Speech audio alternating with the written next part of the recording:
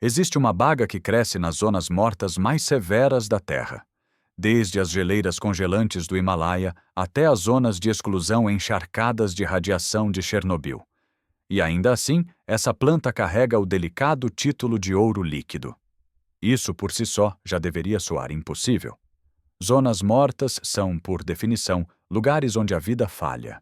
Solos envenenados, climas extremos, ambientes onde culturas comuns simplesmente não sobrevivem. Mas essa baga não apenas sobrevive, ela prospera. E o que ela carrega dentro de si desafia diretamente tudo o que nos ensinaram sobre nutrição, suplementos e saúde. Ela é a única planta conhecida no mundo botânico que contém simultaneamente os 4 ácidos graxos ômega: ômega 3, ômega 6, ômega 9 e o esquivo ômega 7, aquele que a indústria de suplementos finge que não existe em plantas. Essa combinação não é apenas rara, ela é biologicamente anômala. A maioria dos alimentos fornece 1 ou 2 tipos de gordura benéfica. Alguns peixes oferecem 3. Mas reunir os 4 em equilíbrio funcional dentro de uma única planta é algo que simplesmente não deveria acontecer segundo a lógica nutricional moderna. E, no entanto, acontece. Essa planta se chama Sea Buckthorn, o espinheiro marítimo. Um arbusto espinhoso resistente que cresce onde quase nada mais cresce. Ele não exige solos férteis, não depende de irrigação constante, não pede proteção. Pelo contrário, ele estabiliza encostas, fixa nitrogênio no solo e cria microecossistemas onde antes só havia erosão. Mas a história dessa planta não começa em laboratórios modernos. Ela começa em registros históricos que antecedem a indústria de suplementos em mais de 2 milênios.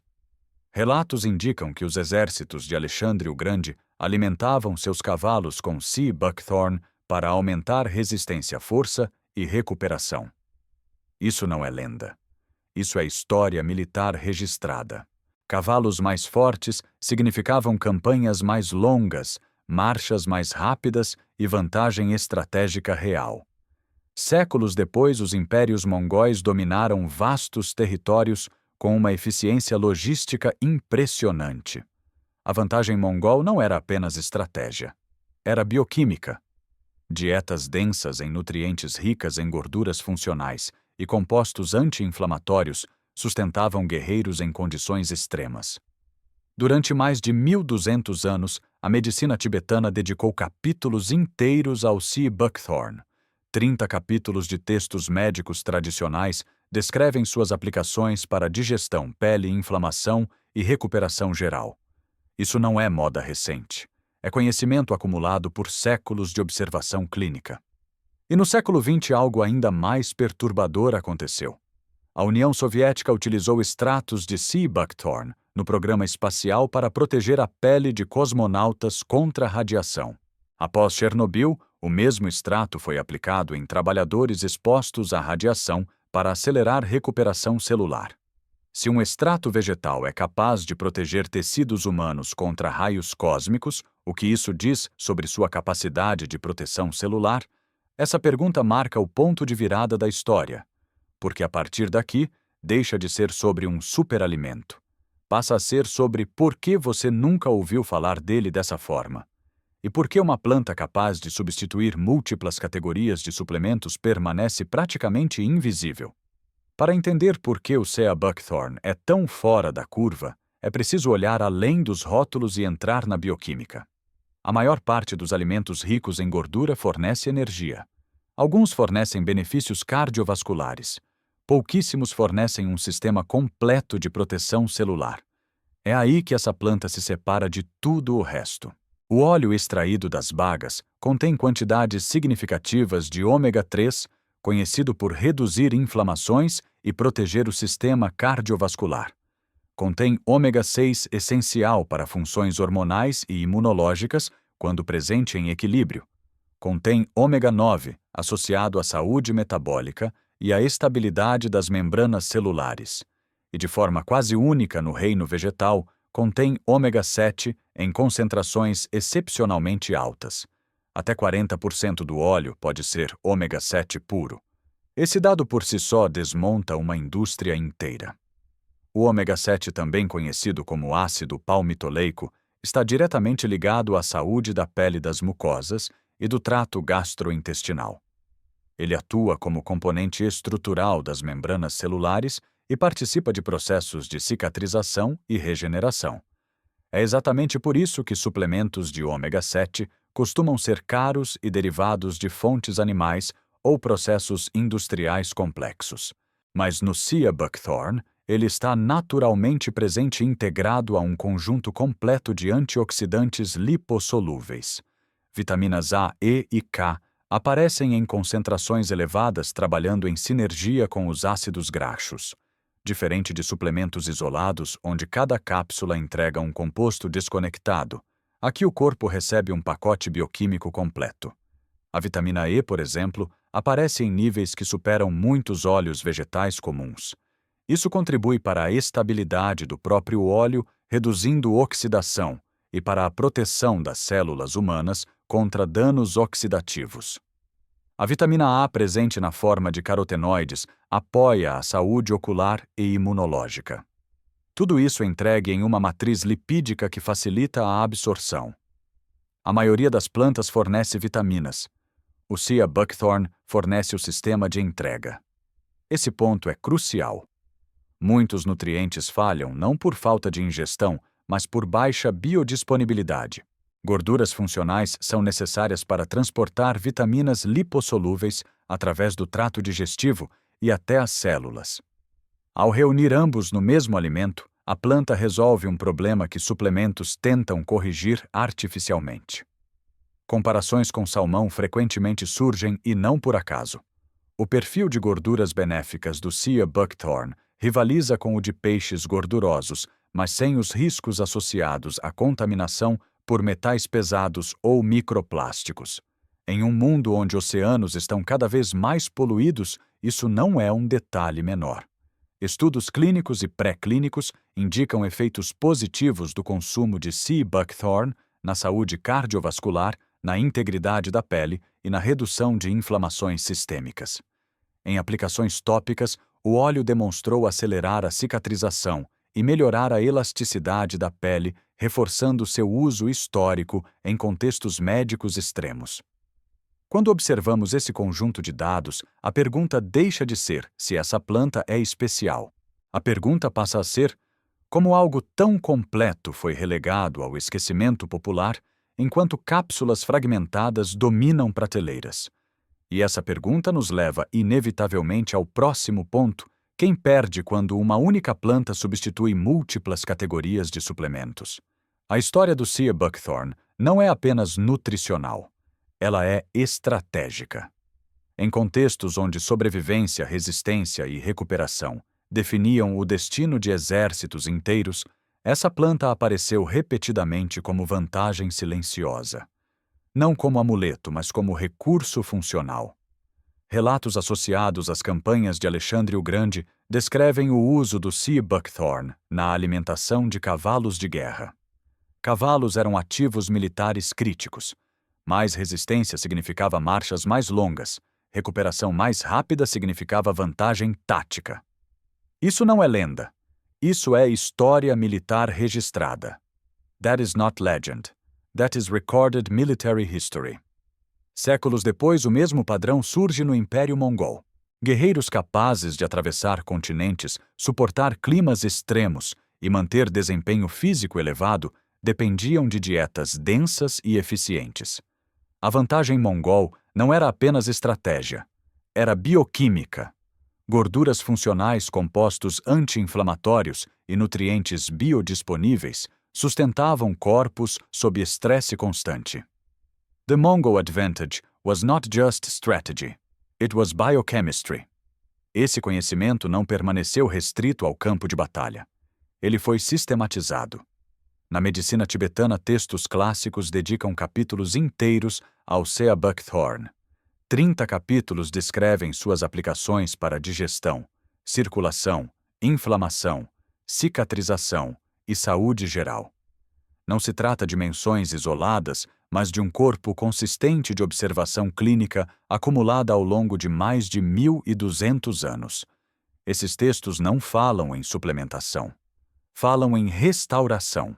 O Sea Buckthorn era visto como planta que fortalecia tecidos, protegia órgãos e acelerava a recuperação após esforço intenso ou doença. Em ambientes de altitude elevada, frio extremo e radiação solar intensa, esses efeitos não eram opcionais, eram necessários. No século XX, esse conhecimento ancestral cruzou com ciência moderna em um contexto inesperado. A União Soviética passou a estudar o Sea Buckthorn, não como alimento exótico, mas como ferramenta de proteção biológica. Extratos da planta foram utilizados no programa espacial para proteger a pele de cosmonautas contra radiação. Após o desastre de Chernobyl, o mesmo extrato foi aplicado em trabalhadores expostos à radiação para acelerar a regeneração da pele e reduzir danos celulares. Esses usos não foram motivados por marketing, mas por necessidade extrema. Em ambientes onde falhas custam vidas, soluções ineficazes não sobrevivem. If a plant extract can shield human skin from cosmic rays, what does that tell you about its cellular protection capacity? Essa pergunta ecoa, porque ela conecta passado e presente. O que funcionou em guerras antigas, em altitudes extremas e em ambientes radioativos continua funcionando hoje, mas em um contexto diferente. Um contexto dominado por prateleiras de cápsulas fragmentadas e promessas isoladas. Quando observamos esse arco histórico, um padrão emerge. O Sea Buckthorn aparece repetidamente quando o corpo humano é levado ao limite. Não como moda, mas como resposta biológica robusta. E ainda assim, ele permanece fora do radar popular. Isso nos leva a uma conclusão desconfortável. Talvez o problema nunca tenha sido falta de evidências. Talvez tenha sido excesso de eficiência, porque quando uma única planta entrega resistência à recuperação, proteção celular e suporte metabólico ao mesmo tempo, ela deixa pouco espaço para produtos especializados. E é exatamente aqui que a história começa a se tornar inconveniente.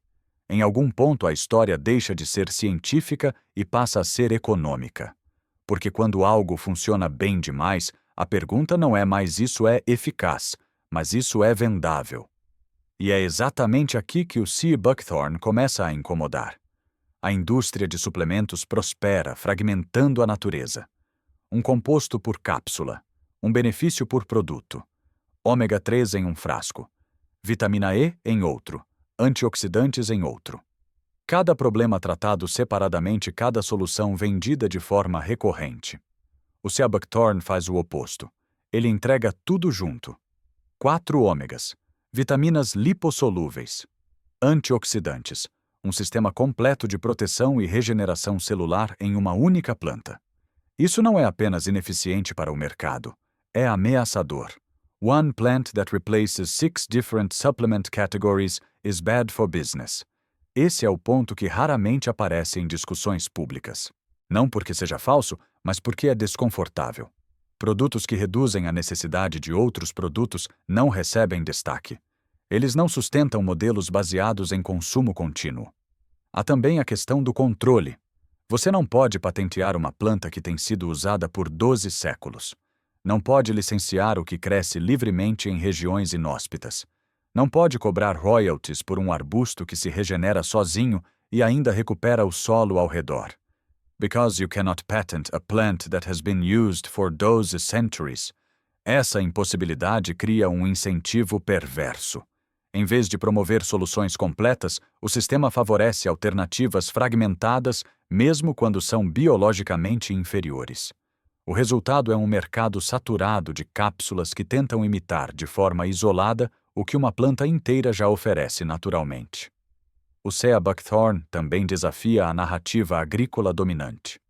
Ele cresce em solos degradados, resiste à seca fixa nitrogênio e estabiliza terrenos. Em outras palavras, ele não apenas alimenta pessoas, ele reconstrói ecossistemas. E ecossistemas autossuficientes reduzem dependência de insumos, máquinas e produtos químicos. Essa característica o transforma em uma fortaleza agrícola. Um organismo que protege o solo cria microclimas e permite que outras formas de vida retornem. Em um mundo onde degradação do solo é um problema crescente, isso deveria ser celebrado. Sea Buckthorn is an agricultural fortress. Mas sistemas que se fortalecem sozinhos não geram vendas constantes.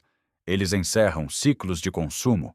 E isso explica por que, apesar de suas propriedades, o Sea Buckthorn raramente aparece como solução central em discursos industriais. A invisibilidade não exige censura explícita. Basta a ausência de incentivo. Pesquisa recebe menos financiamento. Divulgação é mínima. O conhecimento permanece restrito a nichos, enquanto alternativas menos eficazes dominam o espaço público. Essa lógica não é exclusiva dessa planta. Sempre que a biologia oferece soluções completas, o mercado responde oferecendo substitutos parciais. Não porque sejam melhores, mas porque são controláveis, escaláveis e lucrativos. Quando você observa esse padrão, a pergunta muda novamente. Não é mais porque eu não conhecia essa planta. É quantas outras soluções semelhantes foram deixadas de lado pelo mesmo motivo. E essa pergunta prepara o terreno para o próximo capítulo.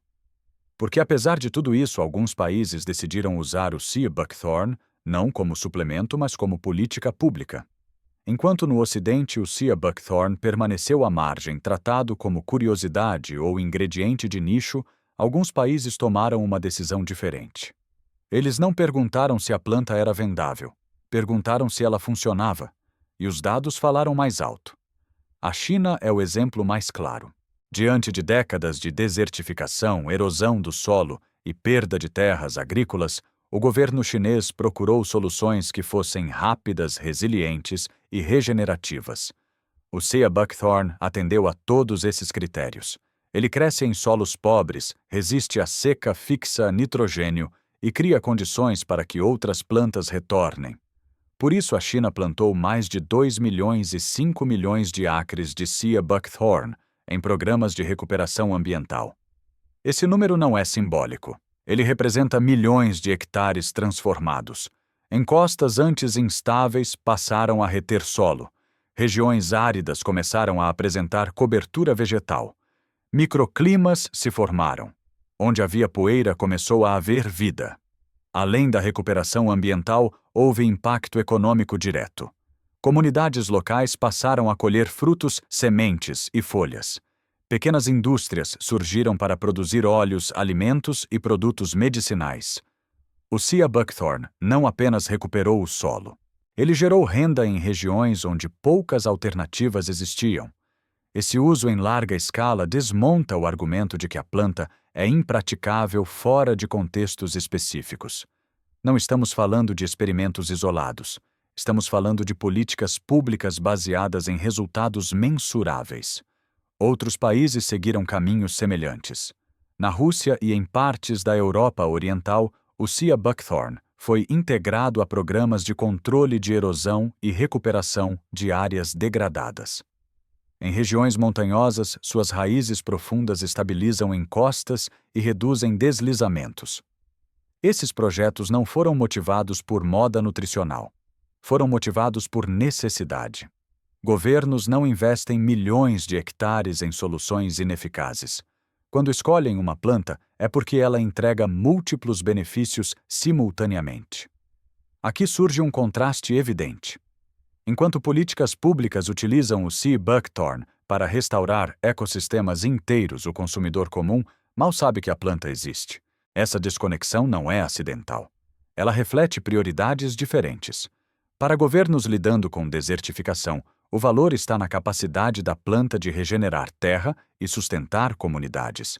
Para mercados baseados em suplementos, o valor estaria em fragmentar seus componentes e vendê-los separadamente. Uma abordagem fortalece sistemas, a outra fortalece vendas. O uso do Sea Buckthorn em escala nacional também reforça algo importante. Ele não é apenas um alimento funcional. Ele é uma infraestrutura biológica. Uma planta que resolve problemas simultâneos: solo, água, clima e nutrição. Quando você observa esses dados, fica claro que a questão nunca foi falta de evidência. Foi falta de alinhamento. Soluções que regeneram não se encaixam facilmente em modelos de consumo contínuo. E isso nos leva ao último ponto. Porque quando uma planta é boa para o solo, boa para a saúde, boa para o clima e ruim para o negócio, ela tende a desaparecer da conversa. Não porque falhou, mas porque funcionou exatamente como deveria. No fim, esta não é uma história sobre uma baga exótica. É uma história sobre escolhas, sobre quais soluções entram no centro do palco e quais permanecem nas sombras quando não se alinham a interesses maiores. O Sea Buckthorn não foi esquecido por falta de eficácia. Ele foi ignorado porque funciona bem demais de uma forma difícil de controlar. Uma única planta que fornece os 4 ômegas vitaminas lipossolúveis antioxidantes proteção celular e ainda regenera o solo cria um problema. Não um problema biológico, um problema de modelo de negócio. Ela reduz dependência, reduz consumo fragmentado, reduz a necessidade de múltiplos produtos. One plant that replaces 6 different supplement categories is bad for business. Essa frase resume tudo. Não é acusação emocional. É uma constatação estrutural. Sistemas baseados em venda recorrente não prosperam quando soluções completas se tornam amplamente conhecidas. Isso explica por que você encontra cápsulas isoladas em toda parte, mas raramente encontra a planta inteira. Porque se fala em ômega 3, mas quase nunca em ômega 7. Por que suplementos prometem imitar a natureza, em vez de simplesmente apresentá-la como ela é? A maioria das plantas fornece vitaminas. O Sea Buckthorn fornece o sistema de entrega. Essa diferença é sutil, mas decisiva. Não se trata apenas de conteúdo nutricional, mas de como o corpo realmente utiliza esses nutrientes. A planta entrega gorduras antioxidantes e vitaminas em uma matriz que a biologia humana reconhece e absorve com eficiência. Algo que cápsulas tentam reproduzir artificialmente com sucesso limitado. Quando você conecta todos os pontos história militar, medicina ancestral, ciência moderna, políticas públicas e economia, o padrão se torna impossível de ignorar. Sempre que o Sea Buckthorn aparece, ele resolve mais de um problema ao mesmo tempo. E sempre que isso acontece, ele se torna inconveniente para sistemas que dependem de soluções parciais. A pergunta final, portanto, não é por que essa planta é poderosa. Isso já está claro. A pergunta é, por que você nunca ouviu falar dela dessa forma? Quem decide o que entra no senso comum? Quem define o que é superalimento e o que permanece invisível? Talvez a resposta esteja menos em conspirações e mais em incentivos.